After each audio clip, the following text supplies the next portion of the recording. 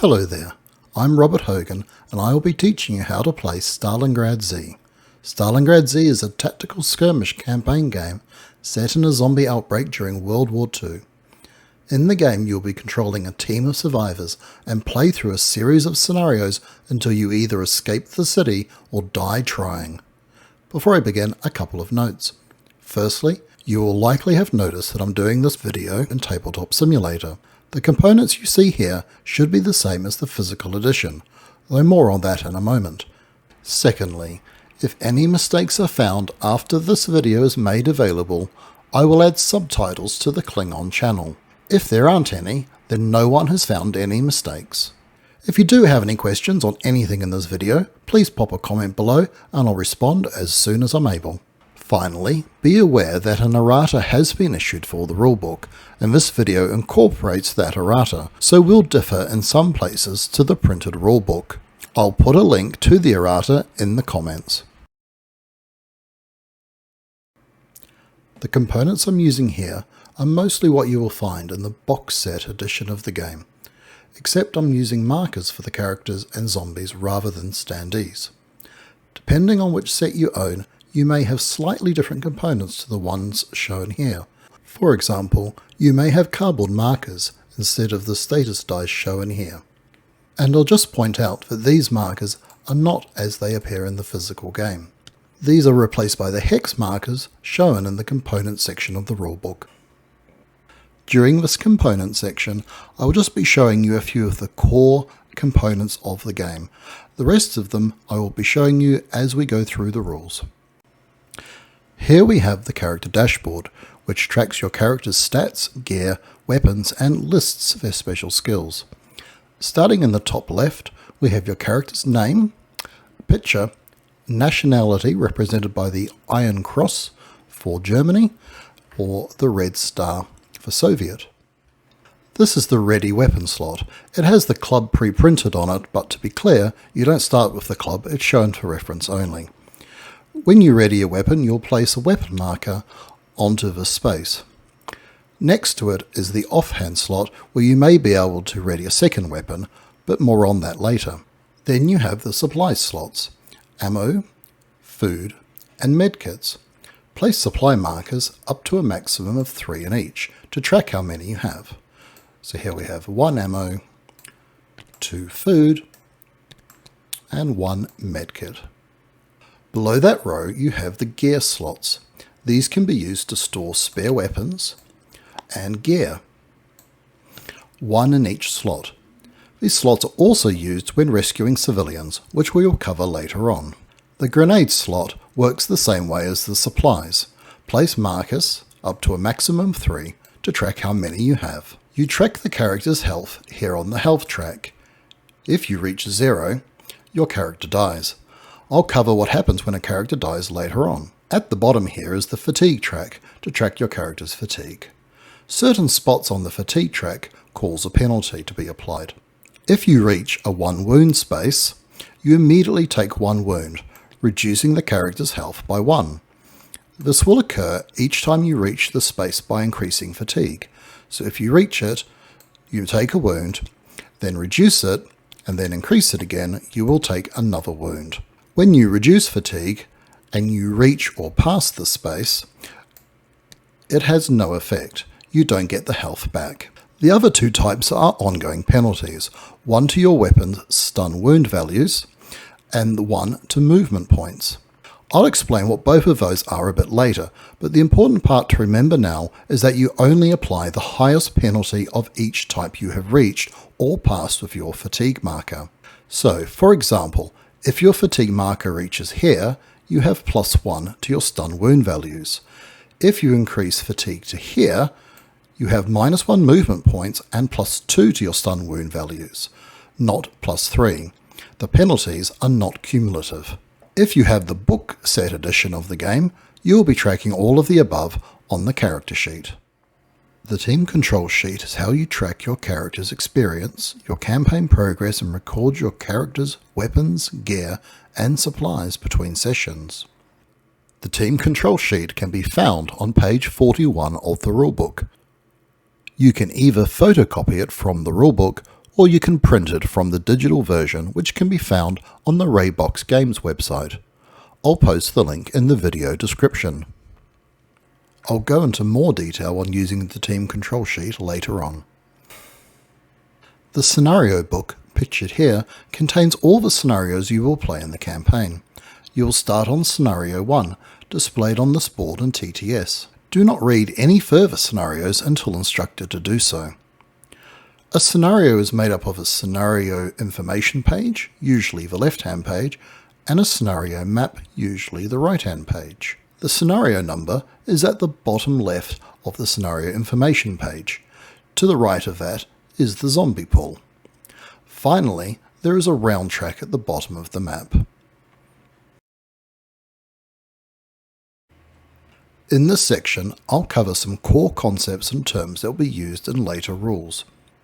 The first concept I'll cover is adjacency. When a rule uses the term adjacent, it means orthogonally adjacent. So till is adjacent to the zombie in this square to the left, below, right, or above. However, he is not adjacent here. In that square, he's diagonally adjacent to the zombie, and some rules will also use that term. The next concept I'll cover is facing. When on a scenario map, a character is always facing one of the 4 adjacent squares. So facing left, down, right, or up. On the character markers, the direction they are facing is indicated by this light blue section here. If you are using miniatures, then you will need to decide for yourself where the front is and then use that consistently. On a scenario map, you will see some squares, or groups of squares, enclosed with a coloured border. These are referred to as terrain. There are 2 terrain types you will encounter on a scenario map. The first is hindering terrain, which is marked by a yellow border such as this one. Note that each square enclosed by this border is considered to be a separate hindering terrain square for the purpose of any penalties. The second type is obstructing terrain, which is marked by a red border, such as here. Additionally, all walls and closed doors are also considered to be obstructing terrain. Some maps also have obstructing or hindering terrain marked on the border of 2 squares, like this. Some rules will use the term figure. A figure is any character, zombie, civilian or soldier on the scenario map. It doesn't matter if you're using markers to represent them, they're still figures in game terms. Another important concept you will see in some rules is line of fire. A line of fire represents the ability of a figure in one square to see a figure in a different square. To check if a line of fire exists between 2 squares, you draw a line from the center of the first square to the center of the second square. If it crosses any obstructing terrain, then there is no line of fire between the 2 squares. So, there is a line of fire from till to this zombie. Note that facing has no bearing on whether a line of fire exists or not, so there is still a line of fire here even though till is facing away from the zombie. There is no line of fire between till and this zombie as the wall, which counts as obstructing terrain, blocks it. Also, if a line of fire clips just the tip of a corner like this, the line of fire is not considered to have gone through that square and is not blocked. Anything else on the map, such as hindering terrain, other figures, fire, etc., does not block line of fire. Before starting a new campaign, you need to select a starting character and add them to your team. Apart from the starting character, you only add additional characters to the team when instructed to do so by a scenario. When adding a new character, you will normally do the following. Choose which character you want to add to the team and retrieve their dashboard from the box. Retrieve the character's marker. Place a hex marker on the 4 of the health track. Place a hex marker on the 0 of the fatigue track. Note that new characters start with no weapons, supplies or gear. Then record the character's name on the team control sheet in the space provided. The reason I said normally is that there may be scenario instructions. For example, it may say the character starts with a weapon. Follow any scenario instructions for the new character and then use the standard new character setup I just went through for anything not mentioned. Next, you need to decide what difficulty to play at, which sets how many replays you are allowed. A replay allows you to restart a scenario with your characters reverting to the same state they were before you started the scenario, i.e. the same health, fatigue, supplies, etc. Think of it like loading to a save point in a video game. To this end, you may wish to record any changes to your character's health, fatigue, supplies, gear, or weapons at the start of each scenario in the character notes section of the team control sheet, so you know what to revert back to. If you fail a scenario by not completing the primary objective, you must use a replay to attempt the scenario again. If you have no replays left, then you have failed in your attempt to escape Stalingrad, and your campaign is over. Otherwise, you may use one of your replays at any time to restart your current scenario, but you cannot revert back to the result of the previous attempt if this one turns out even worse. The difficulty choices are green. You may use 2 replays on each scenario. Regular. You may use 6 replays over the course of the campaign. Elite. No scenario replays allowed. Track how many replays you've used in the replays box on your team control sheet. And with that, you're ready to turn to Scenario 1 and start the campaign. First, open the scenario book at the scenario you will be playing. At the start of the campaign, that will be scenario number 1. Place the round track marker on the first space of the round track. Next, read through the story text at the top of the scenario. Then look at the forces section for the scenario. The number here next to characters tells you the maximum number of characters you may select from your team for this scenario. If you don't have enough characters left in your team, or just don't want to use that many characters in the scenario, you can use a smaller number of characters to a minimum of 1. For the zombies, draw the markers indicated and flip them face down. Shuffle these, a bit better than I'm doing, and place them into the zombie pool. Next, perform each step listed in the setup section of the scenario. This will typically include placing your selected characters on the squares marked with an A. When you place a character, you may choose which way they are facing. Place doors on any blue doorways on the scenario map.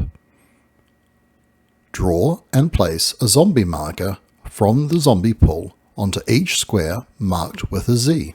These are placed face down. However, if they are in any character's line of fire, they are immediately revealed by flipping them over. I'll talk a bit more about revealing zombies later on. Place objective markers on the indicated squares, usually those marked with an O. There may be variations on these and other instructions in the setup section. Complete them as directed. At this point, there is nothing further to do except to read the rest of the scenario information, except the exit section, which you read after you successfully complete the scenario. Typically, you will find the following sections. The spawn section. This will tell you where zombies will spawn on the map. I'll be covering spawning later on, just know that you do not place any zombies on these squares during setup. The objective section. This will describe the objective you need to accomplish to complete the scenario successfully. It may also list one or more optional secondary objectives. When you complete an objective, primary or secondary, remove the objective marker to indicate that it has been completed. An objective can only be completed once. Things to remember. A list of handy rules reminders that may be relevant to the current scenario. Between scenarios. This lists any effects that occur after the scenario is completed. These will often cause you to either gain fatigue or consume food. More on this later. The What You Can Find section shows icons for the gear and or supplies available in this scenario. And last is the Exit section, which you'll read after successfully completing the scenario. It contains story text and lists one or more scenarios your team can head to next. In each game of Stalingrad Z, you will play a scenario, and of course you may play many scenarios in one sitting. Gameplay is divided into rounds, tracked down here on the round track. A round is divided into an initiative segment, a player and zombie turn, but not necessarily in that order, and finally an end segment.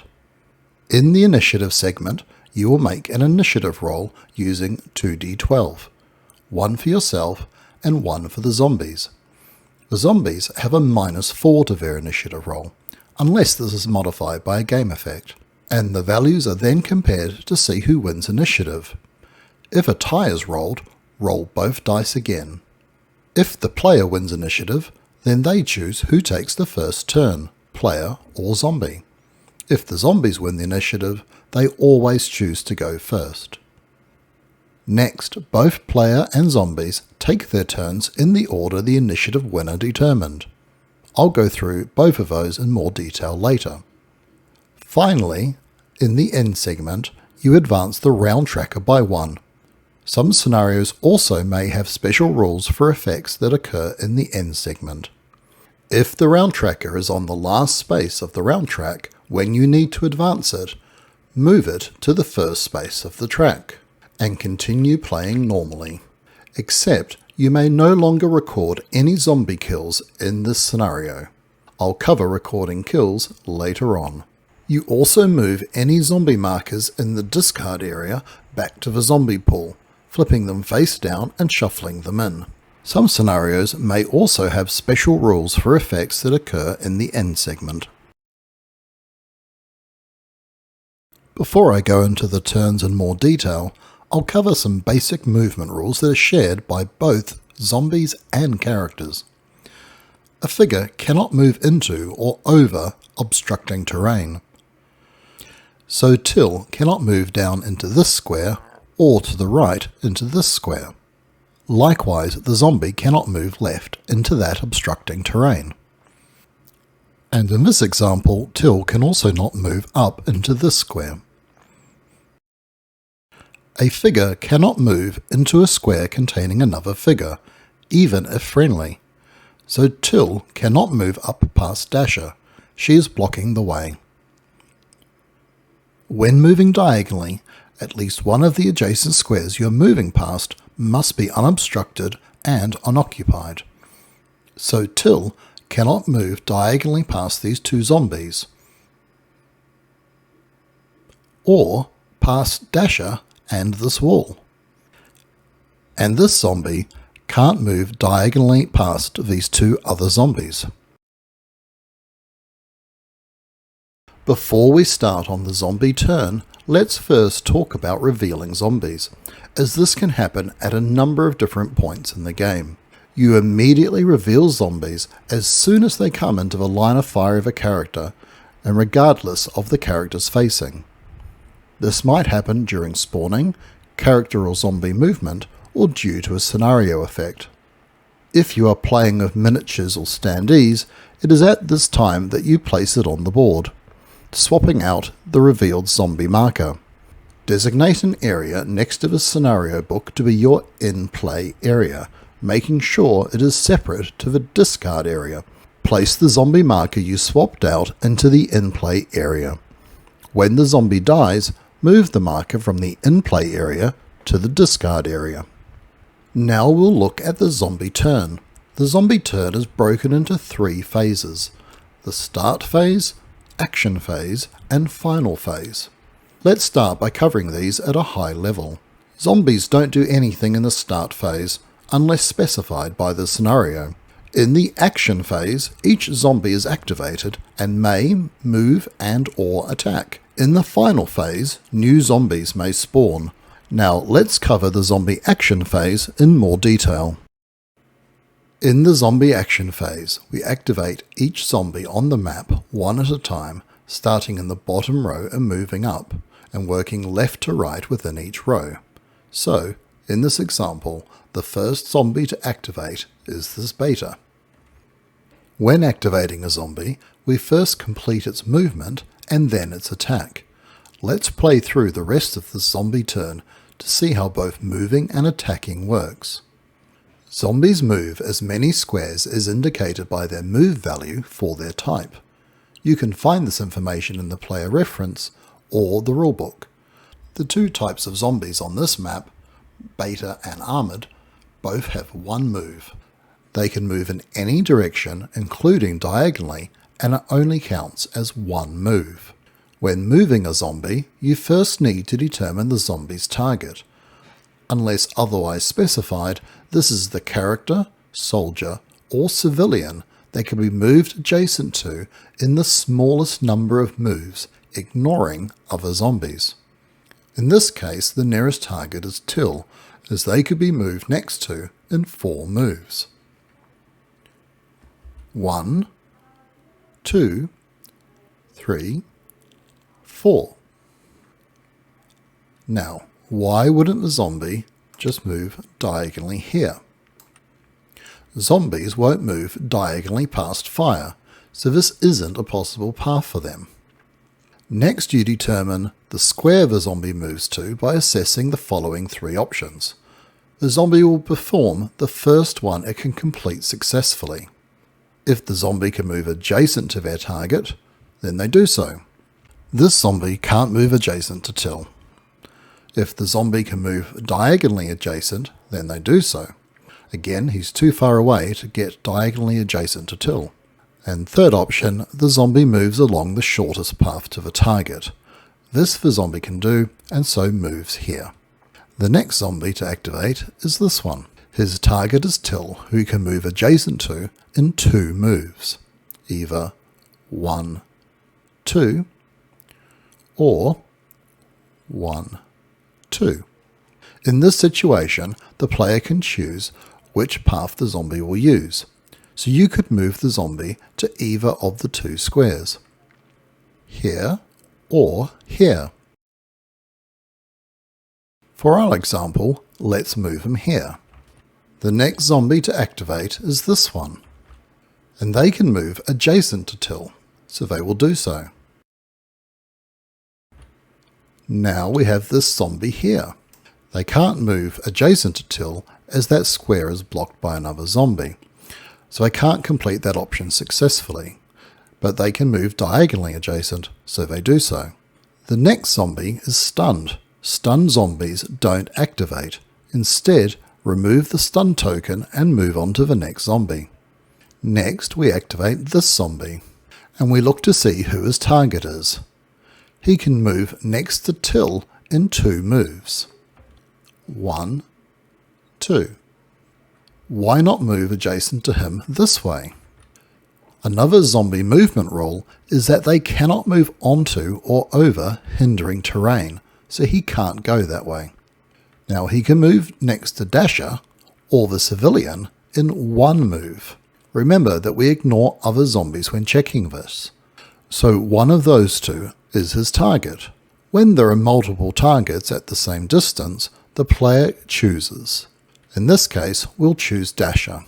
Next we determine where he moves. He can't move adjacent or diagonally adjacent to Dasher, and he can't move along the shortest path to her either because it's blocked by the other zombie. If he can't complete any of the options successfully, then he doesn't move. In his single-minded focus to get at Dasher, he crashes into the back of the other zombie and doesn't get anywhere.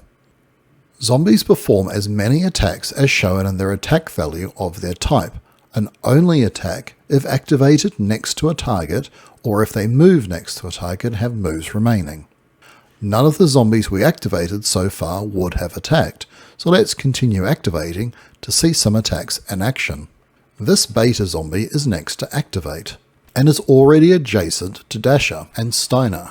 A zombie activating next to a target will not move, so now we move on to its attack. As the beta zombie has moves remaining, it attacks a single adjacent target.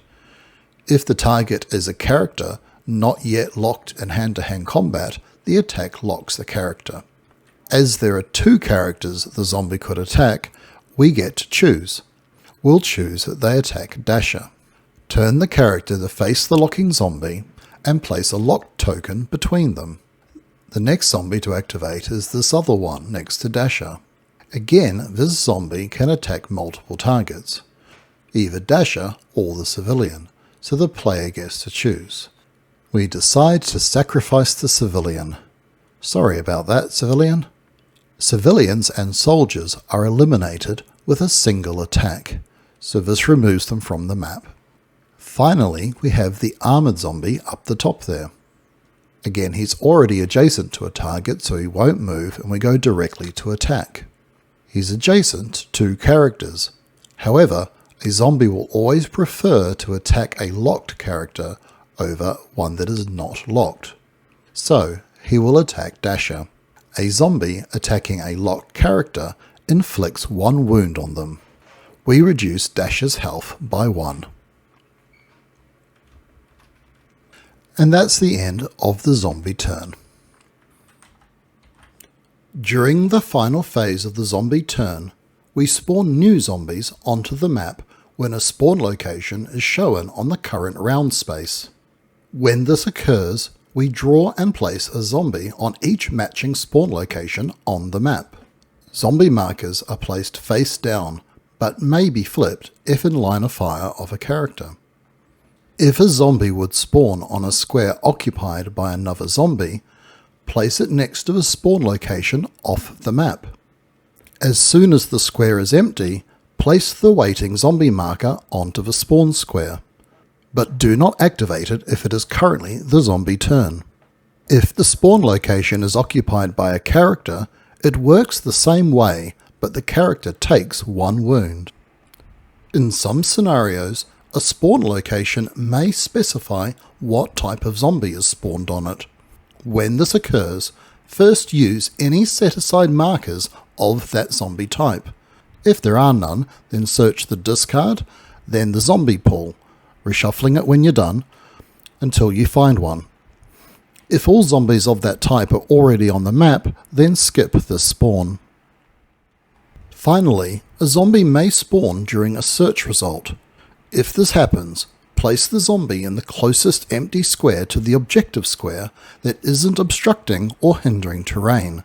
The player chooses if there are multiple such squares. Zombie spawning may be prevented by characters in the player's rearguard. The rearguard are any characters in the player's team that are not in the current scenario.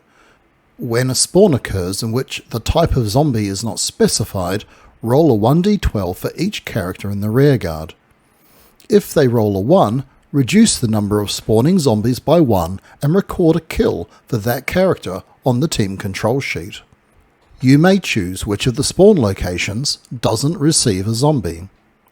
If you ever need to spawn a zombie and none remain in the zombie pool, take all zombie markers from the discard area, flip them face down, shuffle them, and add them to the zombie pool. You also do this if the round tracker is moved back to the first space of the round track. A turn is broken into 3 phases: the start phase, the action phase, and the final phase. Let's go over those phases at a high level first, and then I'll go into more detail on the action phase. In the start phase, the player removes any status markers from their characters. Next, during the action phase, you will activate each character one at a time in an order of your choosing. You must complete a character's activation before starting another one. As the player, you usually don't have anything to do in the final phase unless the scenario has special rules. Let's now get into what is the main part of the player's turn, activating your characters. Let's start by walking through an activation. It's my turn and I start by activating Dasher. When activating a character, you must declare if they are stationary, walking, running, or performing a special action. Let's declare Dasher as walking. This gives Dasher 4 movement points to spend and an attack action.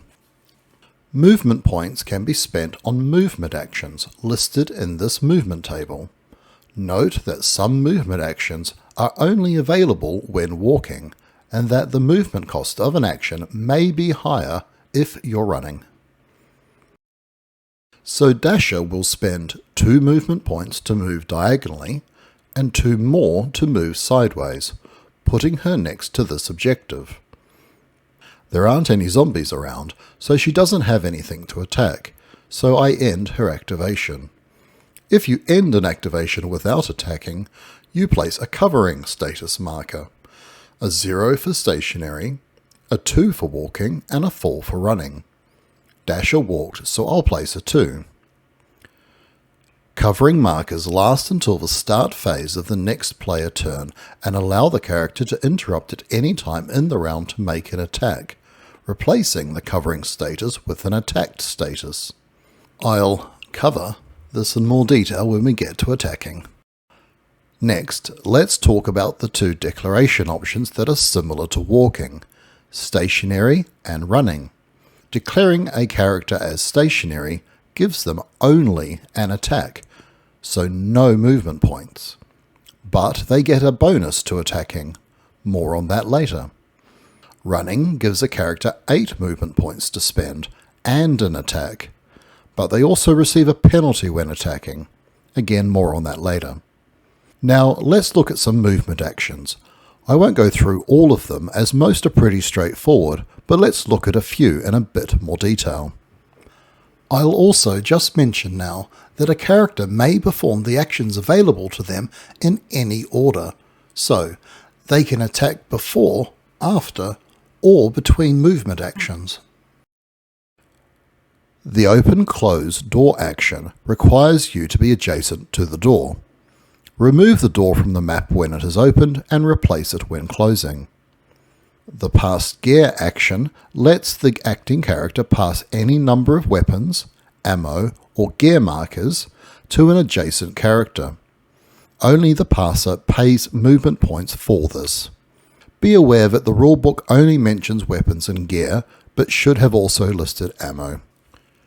A character receiving weapons may ready that weapon for free, potentially swapping out a previously readied weapon. So here, during her activation, Dasher can spend 2 movement points to use the pass gear action to pass Till this Luger and 1 ammo. Till can move his axe into a gear slot and ready the Luger.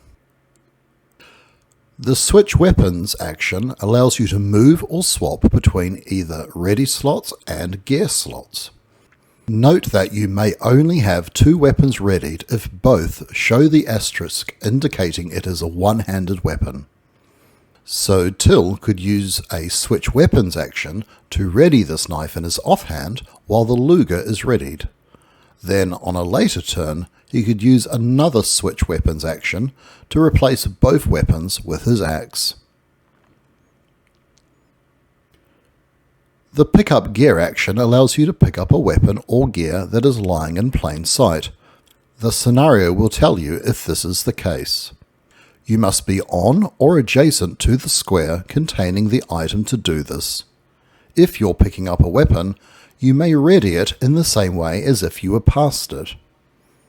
Finally, we'll look at moving into or over hindering terrain. Moving into or over hindering terrain adds 1 to the cost of the movement. So moving diagonally into this space, which normally costs 2, will cost 3 instead. Moving forward over this hindering terrain will cost the character 2 movement points instead of 1. We covered some of the rules for diagonal movement earlier, but there is one particular to characters that relates to hindering terrain. If you move diagonally past 2 squares that both give penalties, or 1 square that gives a penalty and 1 occupied square, you must choose one of the penalties to apply. So here, Till is moving diagonally up into this square, so he must choose from taking a penalty from the hindering terrain or the fire. We haven't talked about fire, so let's do so now. Characters may move into a fire square, but will immediately take a wound for doing so. Additionally, the character must also move out of the square that turn. The character can't end their activation in a fire square. You also take a wound from fire if you're in a square when a fire marker is placed on it. So, returning to our example, Till must choose to take either the +1 movement point penalty or 1 wound from the fire when moving diagonally to this square. For Till to move diagonally into this hindering terrain, it will cost 4 movement points. 2 for the diagonal move, +1 because the square being moved into is hindering terrain, and +1 for the hindering terrain being moved past, which must be chosen as the other square is occupied. And one final movement rule before we move on to special actions. The 4 squares adjacent to a not stunned zombie are what is known as its zone of control. If a character moves into a zombie's zone of control, they cannot take any further movement actions except to turn to face the zombie in question. If the character still has their attack action left, they may still use it, and if you kill or stun the zombie, we'll cover how that works shortly, then they may continue taking movement actions as they are no longer in a zone of control. Also note that if a character starts their activation adjacent to a zombie, they are not affected by its zone of control and can move away. The zone of control is only triggered when a character moves into it. Now let's cover the last type of activation, performing a special action. When you perform a special action, your character cannot perform any movement actions or an attack. The character spends their entire activation performing the special action. You can only perform a special action when a scenario tells you one is available. The scenario will also tell you the square or squares the special action is located on. You must be on or adjacent to one of the relevant squares to perform the special action. Lastly, the scenario will tell you what happens when the special action is performed. There are only 2 special actions defined in the rulebook, the first of which is searching. Any time a scenario refers to searching, you need to perform a special action to do this. So here, Till wants to search the square containing the objective marker. He declares that he is performing a special action and consults the scenario objective section. This tells him he must roll a 1d12 to find out the result of the search. If he finds any supplies, he immediately adds them to his dashboard. Finally, he removes the objective marker to show it is completed and may not be searched again, and his activation is over. The second special action in the rulebook is rescuing civilians. Some scenarios may contain civilians who need rescuing. To rescue a civilian, you must be adjacent to them and perform a special action to place them into an empty gas slot. Civilians in a gas slot are immune to noxious gas clouds. If a character with a civilian takes a wound, then they may sacrifice them to avoid the wound. If the civilian is still in the gas slot when the scenario is successfully completed, then they are rescued. Roll for a reward on the civilian reward chart on page 40, and keep track of how many civilians have been rescued during the campaign on the team control sheet. All other special actions will be described in the scenario in which they can be performed. Before I cover the attack action, I'm going to familiarise you with the weapon marker layout. Here, at the top left, is the rate of fire, which is the number of dice rolled when attacking with this weapon. Down here at the bottom left are the weapon's stun wound values, which are the numbers you'd need to roll equal to or higher than to stun or wound the zombie respectively when making a ranged attack. In the bottom middle is the point blank range. This is the maximum range you can attack to without incurring a penalty. At the bottom right is the range modifier. This is used to calculate the penalty when attacking a target outside of point-blank range. We'll cover this in more detail later on. At the top right is the hand-to-hand stun wound values, which are used if you have to use this weapon in a hand-to-hand attack. All weapons can be used in hand-to-hand. Thematically, you're striking the zombie with the stock of the weapon. Here, the values happen to be the same as the ranged attack values, but they are usually different and get worse the more unsuitable the weapon is for close quarters fighting. Finally, you may have an asterisk here if the weapon is one-handed. Before I go through the attack action, I'll quickly cover how range is calculated. It's done in a similar way to movement, 1 per square and 2 for diagonals, but don't apply any movement penalties. So, this zombie here is at range 2. This zombie is at range 3, and this one at range 4. When you use the attack action, the first thing you do is choose an attack type. Normal fire, spread fire, hand-to-hand, or grenade. You must select hand-to-hand if there is a not stun zombie adjacent to the character. I'm going to first teach you the process for a normal fire attack, as it is the core process for all attack types, and I'll then teach you the changes required for the others. Let's say we've declared till walking and we want to make a normal fire attack. After selecting the attack type, you select a readied weapon suitable for the attack type. For normal fire, this is any weapon that doesn't show an H in the bottom right corner, like this Luger. You can't do a normal fire attack with this knife. You also must have at least 1 ammo to perform a ranged attack. Next, you choose the target of the attack. This must be the closest zombie, as determined by range, in the character's front arc that the character has a line of fire to. Be aware that the rulebook only says the character must attack the closest zombie and doesn't mention that you are only considering zombies in the front arc when making this determination. I haven't mentioned the term front arc previously, so let's quickly look at that. A character has 4 90-degree arcs around them, as shown in this diagram. The front arc is always in the direction the character is facing. A character may only directly attack targets in their front arc. So here, Till must choose the zombie at range 2. If 2 zombies are at the same range, you may choose the target. So if the zombie was here at range 2, Till could choose either of these to attack. Now we add together all of the applicable attack modifiers. The basic attack modifiers are listed in this table.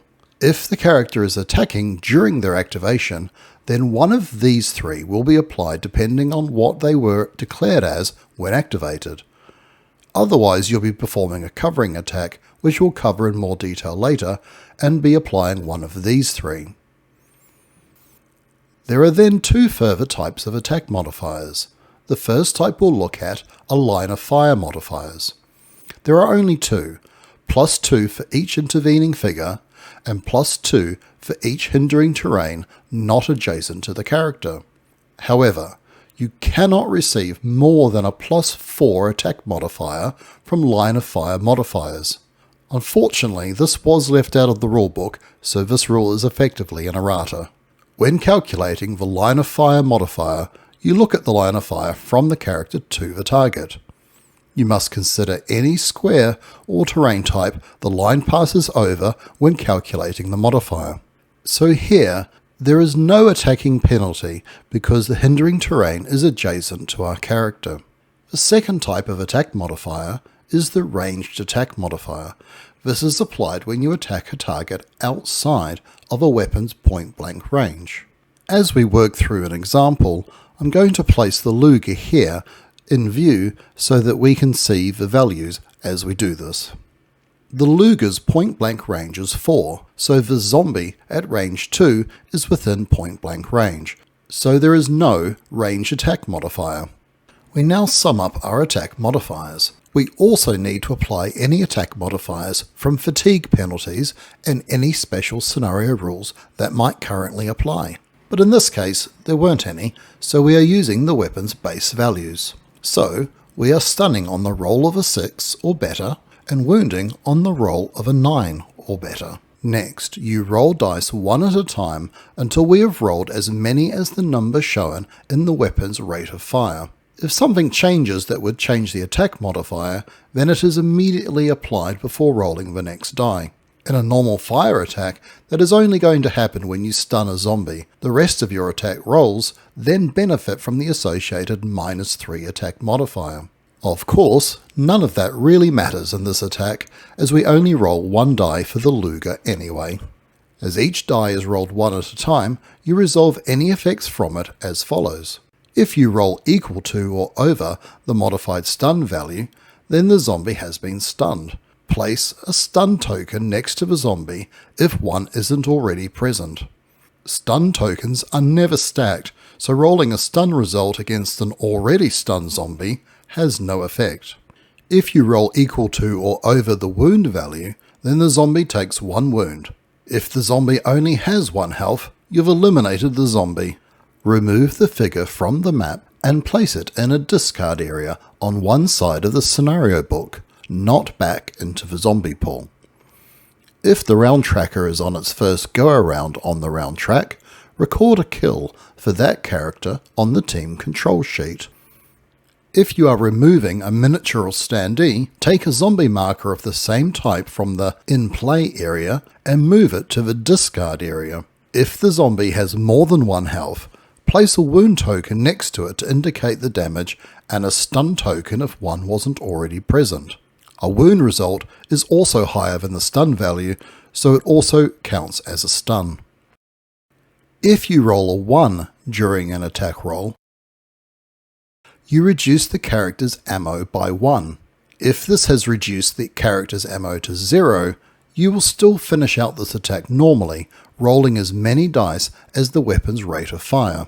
You can only lose a maximum of 1 ammo per attack action, so subsequent rolls of a 1 are ignored.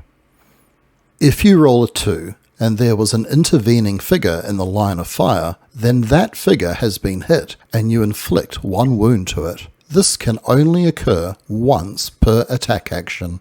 Let's say Till did in fact roll a 2, missing his target. We now place an attacked status marker next to him to indicate he has used his attack. As he declared walking, he still has 4 movement points to spend. He decides to retreat back towards the room, moving diagonally for 2 movement points, then turning for 1 movement point. Unspent, the last movement point is wasted, as these do not carry over between rounds. Let's do one more normal fire example, just to be sure we have the basics covered. It's our turn and we choose to activate Till first, hoping to stun or eliminate the zombie next to Dasher before Dasher activates. We declare Till walking, giving him 4 movement points. If we attacked now, he would have to attack the closer zombie, so we decide to perform some movement actions first. We move him forward for 1, and turn 90 degrees for 1 more, using 2 of his 4 movement points. Now the attack action. He chooses to use a normal fire attack. Till has found himself a machine gun, the PPSH-41, which he has readied, and he has 1 ammo, so we're good to go. I'll bring it up to the map so we can refer to it. Next, we choose our target. Closest zombie in Till's front arc is now the one next to Dasher, so they're our target. Now, we figure out our attack modifiers. First, we look to see if there are any applicable standard attack modifiers. Walking is a +0, so can be ignored, and the rest aren't relevant. Next, we check the line of fire. It's passing over hindering terrain, but it's adjacent, so we can ignore that. Now, we check the range. The PPSH has a point-blank range of 3, and the zombie is outside of that at range 6. A weapon's range modifier can be added to its point-blank range, allowing you to reach further away targets, but each time it is added, a +1 attack modifier is applied. So, adding our range modifier of 2 to the point blank range increases the range from 3 to 5 and gives us a +1 modifier. But 5 isn't quite enough, so we'll have to do it again to give us a range of 7 and a +2 attack modifier. So our total modifier is +2, and we apply that to the weapon's stun wound values of 6 and 9 to give us modified stun wound values of 8 and 11. We roll the first die.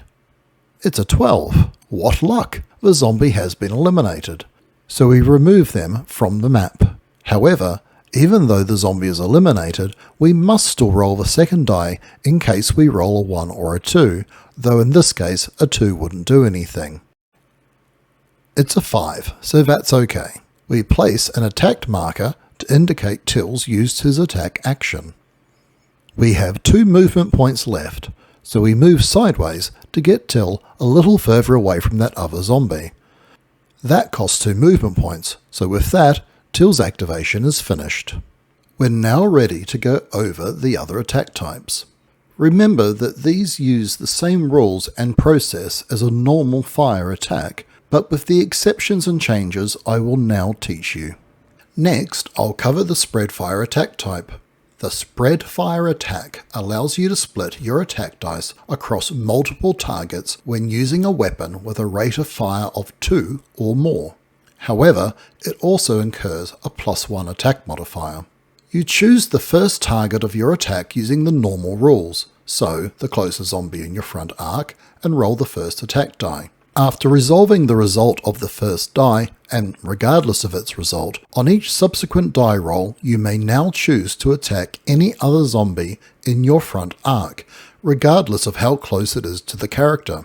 However, if the next target isn't adjacent to the previous one, you must sacrifice an attack die for each square between your previous target and the new target. Let's play through an example. It's our turn. First, we remove these attack status markers from the previous round.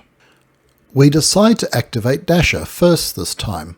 We want her to be able to attack the zombies near Till. Checking potential line of fires, we see she won't have line of sight from here, so we'll need to get her all the way out to there, and get them in her front arc, which is going to need more than 4 movement points, so we declare running and get her 8 movement points. She turns twice for 4 movement points, moves forward twice for 2 more, and turns for 2 movement points.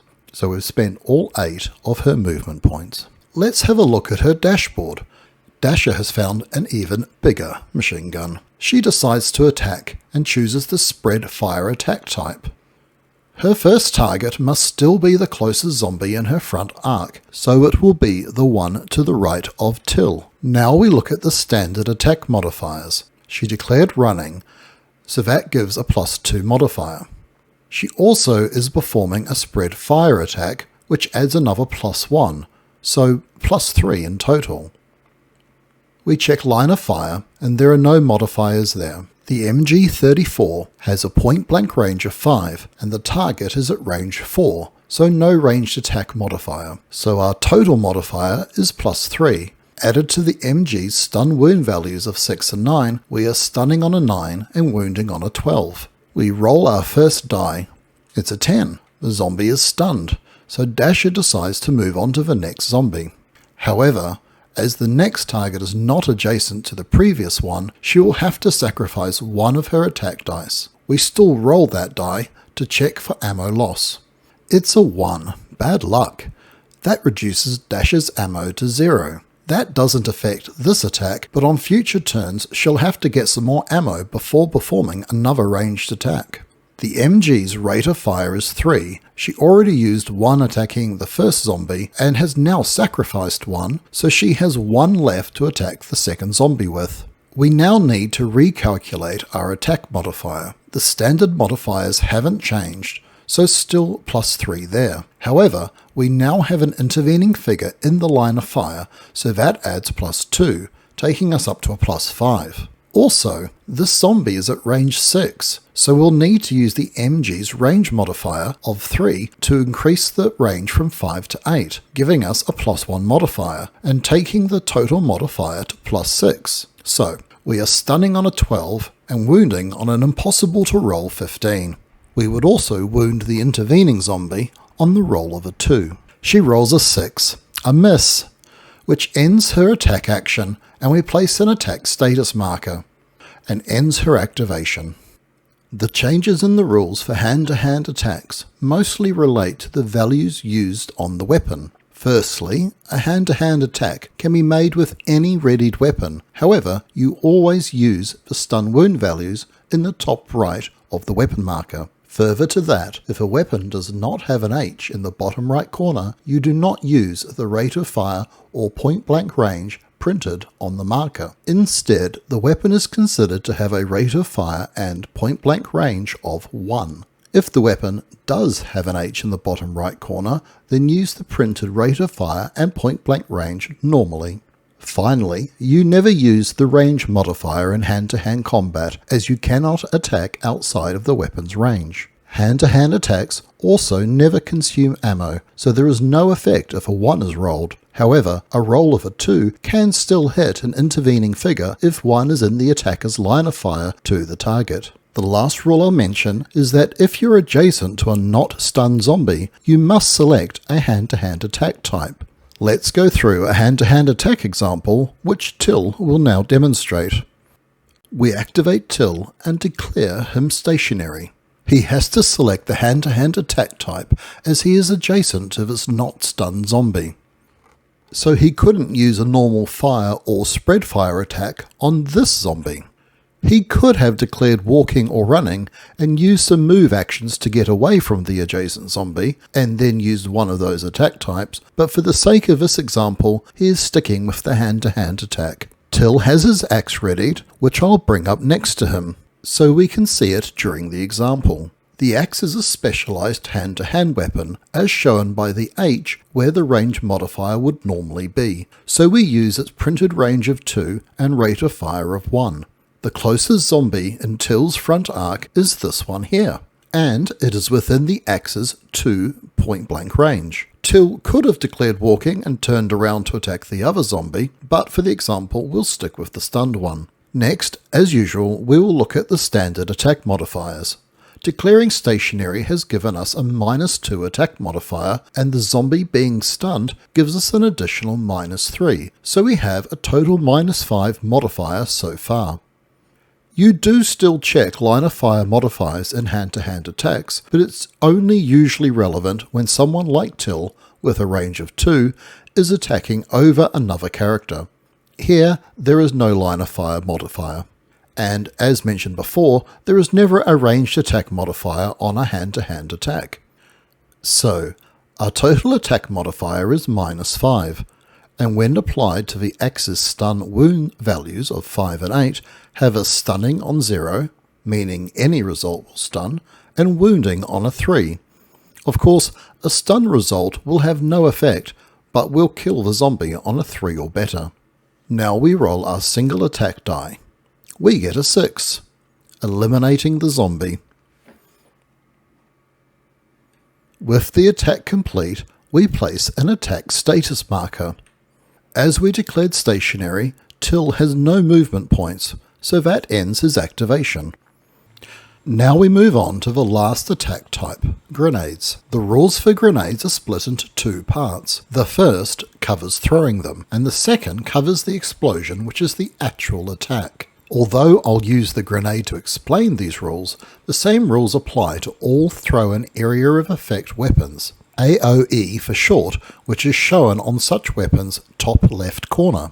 There are also some area of effect weapons you'll encounter that are not thrown, such as mines, and for those you only use the second part of the grenade rules, which is resolving the grenade blast. It's our turn. We remove the covering status marker and we activate Till and declare him walking. He has a readied grenade and chooses to use his attack action before performing any movement actions and chooses the grenade attack type. So, now the throwing process. You can throw a grenade to any square in the character's front, left or right arcs, up to a maximum range of 8. Also note that this stage is not an attack, so the normal attack rules, apart from the ones I'm about to mention, don't apply. First, you select a target square. I'm going to place the grenade token to mark where Till is trying to throw the grenade. Next, you calculate a throw hit number, which starts as the range you are trying to throw to, which in this case is 4. Next, you apply any attack modifiers the same way you would if performing an attack. Till declared walking, so no modifier there, and none of the other regular attack modifiers apply. Then you check line of fire modifiers to that square. There is an intervening figure, so you apply a +2. You don't apply a ranged attack modifier. This is skipped as they do not apply to throwing a grenade. So, applying the attack modifier of +2 to our starting throw hit number of 4, we know we need to roll a 6 or better to land the grenade where we want it. If we succeed, then the grenade is landed exactly in the target square, and we move on to resolving the grenade blast. But if we roll a 5 or lower, then we'll resolve a grenade deviation. Let's roll the die. Oh dear, it's a 5. Looks like the grenade is deviating. So let's step through the process. But before I start, I'll just note here that there is an error in the rulebook. It says on the roll of 8, but it should read on the roll of 1 to 8. First you roll a d12 and consult this chart. If you roll a 1, then the grenade lands here relative to the target square, or on a 4 it lands here instead. Let's roll and see what happens. We roll a 9. This means the grenade deviates 2 squares, and you roll again to determine direction. On the second roll, if you roll a 9 or higher, you just ignore the result and roll again until you get a 1 to 8. We roll again and get a 5, so it deviates 2 squares straight towards us. Now I'll finish the character's activation. Seeing the grenade dangerously close, Till decides to put some space between him and the grenade. He moves forward for 1 movement point, and then moves diagonally into the hindering terrain for 3 movement points. This ends his activation. Now let's cover the rules for resolving the grenade blast. Grenades explode at the end of the throwing character's activation, so you now resolve a separate attack on each figure that the grenade has a line of fire to, calculating both range and line of fire from the square the grenade is exploding in. Effectively, it's like the grenade is performing the attack, which if you think about it, it kind of is. Grenades also have no printed rate of fire. Use a rate of fire of 1 when resolving its attacks. You also do not use any of the activation attack modifiers. The grenade is not considered to be stationary, walking, or running. The attacks are resolved in range order, starting with the closest zombie and working away from the center of the blast. Use the standard attack process with the following changes. The first change is that the square the grenade is in is considered range 1, so this zombie is at range 1 for the grenade's attack. The second is that the rule of ignoring adjacent hindering terrain does not apply to a grenade attack. The third change is that a grenade attack never consumes ammo. It does consume the grenade being used, which is discarded at the end of the attack, but the roll of a 1 does not cause the character to lose ammo. The final rule change is that any zombie in the weapon's point blank range is automatically stunned, regardless of the attack die value rolled. Now let's resolve the blast of this grenade as an example of how this is done. The closest zombie is this one here, so let's resolve the attack against them. There is no applicable standard attack modifier, no line of fire modifier, and the target is within the point blank range, so there is no range attack modifier. So the final stun wound values are 6 and 9. We roll the attack die and get a 3. Normally a miss, but the zombie is still stunned as it is within the point blank range of the grenade. Next we have this zombie, at range 3 from the grenade. There are no line of fire modifiers, the zombie in the grenade square doesn't count as being in the line of fire, and the zombie is at range 3, which gives a +2 ranged attack modifier. So they'll be stunned on an 8 and wounded on an 11. We roll and get an 8, stunning the zombie, so we place a stunned marker. Next, we have this zombie at range 4. But if we look at the line of fire, there is some hindering terrain in the way. Normally, hindering terrain adjacent to an attacker is ignored, but not for grenade attacks. So the +2 modifier is applied for both squares, taking the line of fire modifier to its maximum of +4. The ranged attack modifier will be +3, so a total modifier of +7. This means to even stun the zombie, we need to roll an impossible 13, so we don't need to roll an attack against this zombie. Next we have this zombie at range 5. The stun zombie is in the line of fire, so that gives a +2 attack modifier. If the stun zombie had been eliminated instead, there would have been no line of fire modifier, as it would have already been removed before this attack occurred. Then we calculate the range attack modifier. At range 5 we'll need to use the range modifier of 1 4 times to increase the point blank range up to 5, so a +4 range attack modifier. In total you then have a +6 modifier, taking the grenade's stun wound values to 12 and 15. There is no chance of a wound, but if we roll a 12 then the zombie will be stunned. But even if it were impossible to stun the zombie, you would still roll in case you roll a 2, which would mean the first intervening figure takes a wound, which would be this zombie. Let's roll. It's a 4. No effect. The other zombie soaked up too much of the blast. There is no attack on this zombie, as the grenade has no line of fire to him, as it is blocked by this wall. Finally, we have Till. If a character is attacked by a weapon with stun wound values, they are wounded, losing 1 health on a stun result or better. Humans are a bit more fragile than zombies. Till is at range 6, and if we check line of fire, it's doing a bit more than just clipping the corner, so he has managed to get some cover behind this hindering terrain. That gives a line of fire modifier of +2, and a ranged attack modifier of +5 for a total +7. This makes a modified stun value of 13, so Till is safe from the blast, and we do not need to roll the attack. At the end of the attack, the grenade marker is discarded, as a grenade attack consumes 1 grenade. With that, we have finished resolving the grenade blast, and we have now covered all of the different attack types. Now that we've finished going through the attack types, we'll circle back to activating characters and look at what happens when you activate a character locked in hand-to-hand. On activation, the character must declare stationary, walking or running, as usual, and then attempt to escape the lock. This is done as if you were making a hand-to-hand attack on the locking zombie, using whatever weapon you currently have readied. In this example, Till has a knife readied, so I've placed that next to him for reference. If you roll a stun result or better on the check, the character escapes the lock. This is not an attack and does not stun or wound the zombie. If that character fails to escape the lock, they cannot take any movement or attack actions, so that character's activation is over.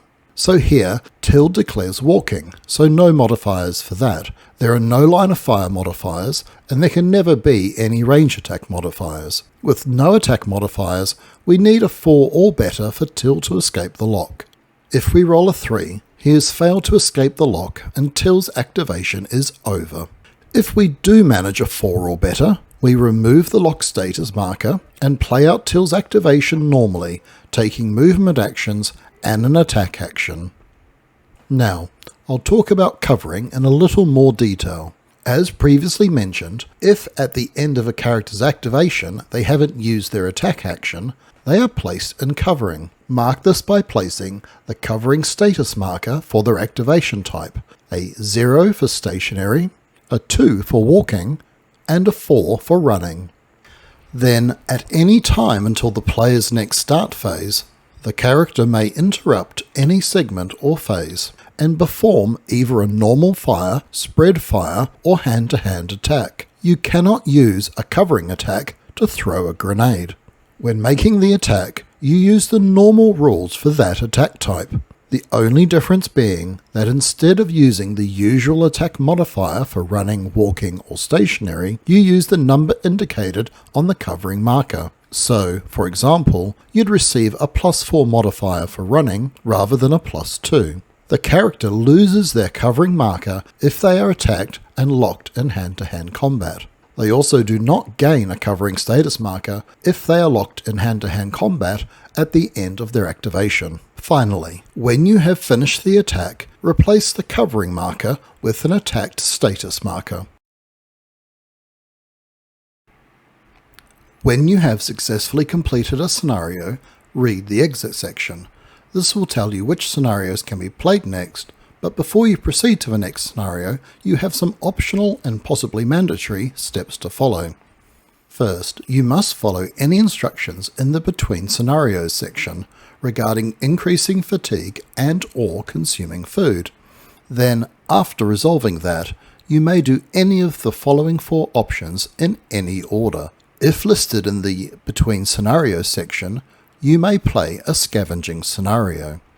Also, if listed, you may play a hauling up scenario.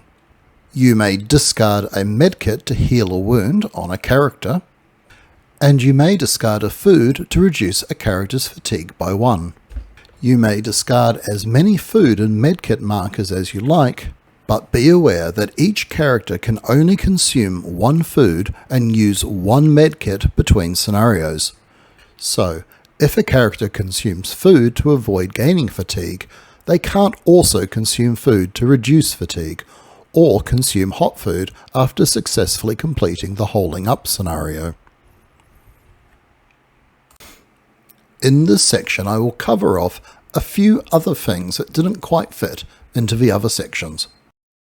Some maps contain craters, foxholes, or trenches. The same set of rules apply to all 3 of these map features, so I will talk about them collectively. Firstly, I'll talk about how they affect movement. Moving over the border wall of one of these counts as moving into hindering terrain. So, moving down into this trench will cost 2 movement points instead of the usual 1. Likewise, moving diagonally out of this trench crosses another border wall, so it will cost 3 movement points rather than the usual 2. Moving down this ramp into the trench doesn't incur any movement penalty as you're not crossing a border wall, and all movement within the crater, foxhole or trench is at normal cost. Be aware that some scenarios have their own special rules that may modify the movement point cost of moving into a trench. Use the value specified in the special rules, as these override anything in the rulebook. Next, I will cover attacking targets in a crater, foxhole or trench. Be aware that this area has received a significant errata, so this differs to the rules stated in the rulebook. You may not attack a target in a crater, foxhole or trench unless you are either in the same crater, foxhole or trench, or you are adjacent to it, and your line of fire does not go outside of it. So from here, Dasher cannot attack this zombie in the crater. However, if she moves up to be adjacent to the crater, she can now attack the zombie normally. The same works in reverse. Dasher cannot attack this zombie from inside the crater. If the zombie was adjacent to the crater, or inside the crater, then Dasher could attack it normally. In this situation, Dasher's line of fire goes outside of the trench in question, so she cannot attack this zombie. If your line of fire passes over the feature entirely, then there is no effect to your attack.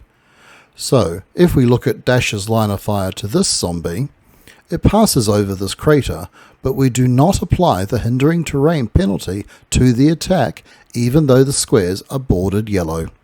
Finally, zombie movement is completely unaffected by craters, foxholes and trenches. They can move out of them and into them using a single move. If a character dies, they immediately rise back up as a beta zombie, but with a power that gives a +1 attack modifier on any attack targeting them. Use the character's marker to represent them. If they are not eliminated in that scenario, they are added to each subsequent scenario's zombie pool until they are eliminated. In some scenarios, there will be an instruction to read a particular entry. These can be found in the rulebook in the entry section starting on page 48. Read only the designated entry and resolve any effects immediately. During the campaign, you may find gear. The rules for these can be found in the rulebook in the Armoury section, starting on page 42. Stalingrad Z may be played cooperatively, splitting control of the characters between you and 1 to 2 other people. Or you may use the Versus mode to play the campaign as a head-to-head battle. One player controls the characters and wins by escaping Stalingrad, and the other player plays as the zombies, who win by killing the characters off.